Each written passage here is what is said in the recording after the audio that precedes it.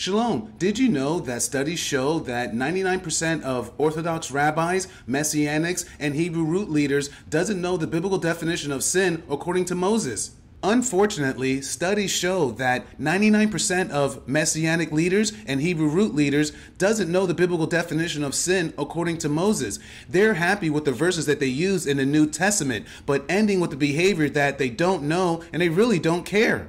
When in reality, the biblical definition of sin according to Moses is the root of all types of sin.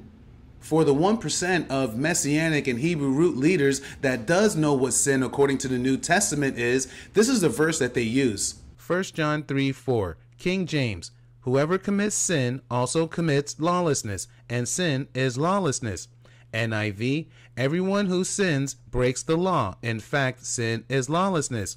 New Living Translation, everyone who sins is breaking God's law, for all sin is contrary to the law of God.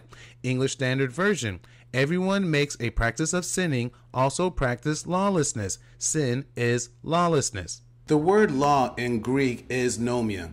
Nomia means instructions, and instructions in Hebrew means Torah, later translated in English as law. The word law can distract the believer because anytime a person reads or hears that word in any type of way, the first thing that comes to their mind is blue and red police lights. That could put a negative on the person's mind, skipping the importance of the word law. Most Messianics and Hebrew root leaders use the word law as just the 10 commandments, including the weekly Shabbat, the feast, and eating kosher. Anything outside this fence is sin. For an example, smoking marijuana, smoking cigarettes, casual drinking, letting your kids watch rated R movies, or what doesn't fit their personal theology of sin. The proper way of reading 1 John 3:4 is, everyone who sins breaks the Torah of the Creator, for all sin is contrary to the Torah. But most Messianics and Hebrew roots leaders doesn't realize that John is quoting the Torah verbatim, and they don't know where, and they really don't care. So where in the Torah that John is quoting? It's in the book of the Torah that most Messianics, Orthodox Jews, and Hebrew roots leaders doesn't read because they don't really understand. The Torah teaches us that truth cannot be told through one witness. One must need two or more. So let's search the Torah to find two witnesses of the biblical definition of sin according to Moses and understand where John is quoting. The two witnesses for truth of the biblical definition of sin according to Moses and where John is quoting in the Torah is Leviticus 4:1 and Leviticus 5:15, procedures for sin and guilt offering. Chapter 4. Then the Lord said to Moses, "Give the Israelites the following instructions for dealing with those who sin unintentionally by doing anything forbidden by the Lord's commands." Then the Lord said to Moses, "If any of the people sin by unintentionally defiling the Lord's sacred property, they must bring to the Lord a ram from the flock as their guilt offering.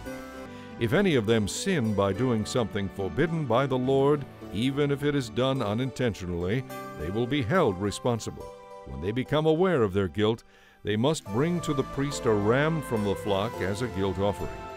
This is a guilt offering, for they have been guilty of an offense against the Lord." The biblical definition of sin according to Moses means if you're walking in righteousness and you happen to break any of the Creator's commandments or against your neighbor, accidentally or unintentionally, you have sinned and you're guilty of that sin. And when you become aware of that guilt, you have to confess that sin. This is when the believer must know all the Creator's commandments from Mount Sinai of Exodus all the way to Deuteronomy. Leviticus 4 is written in a special order that teaches us of how sin affects from a person to a person. From the high priest to the community, the voted an elder, to the people, and the parents to the children. This is a second witness of when the Creator shouted down his third commandment in Exodus 25.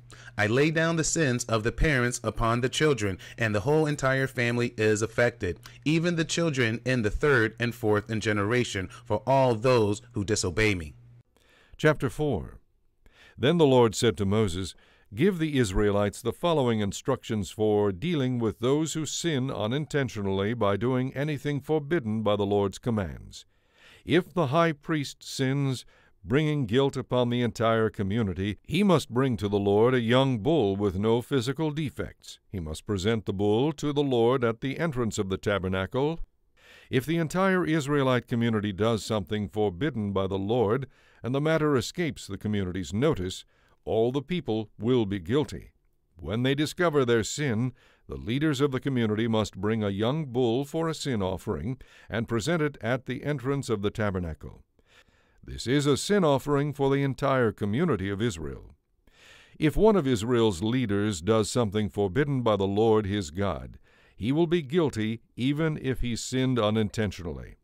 When he becomes aware of his sin, he must bring as his offering a male goat with no physical defects.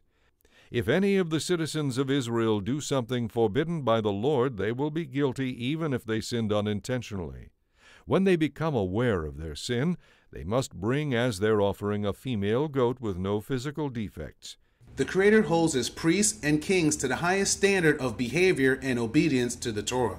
Understand the weight of sin. Remember, if an Israelite sins by lying, God will punish that Israelite for that sin. However, if a priest or king commits that same sin, the priest and king will suffer more divine punishment than the Israelite. This is why when we read 1 John 3:4 and James 2:10, they all sum it down that sin is contrary to the Torah of the Creator.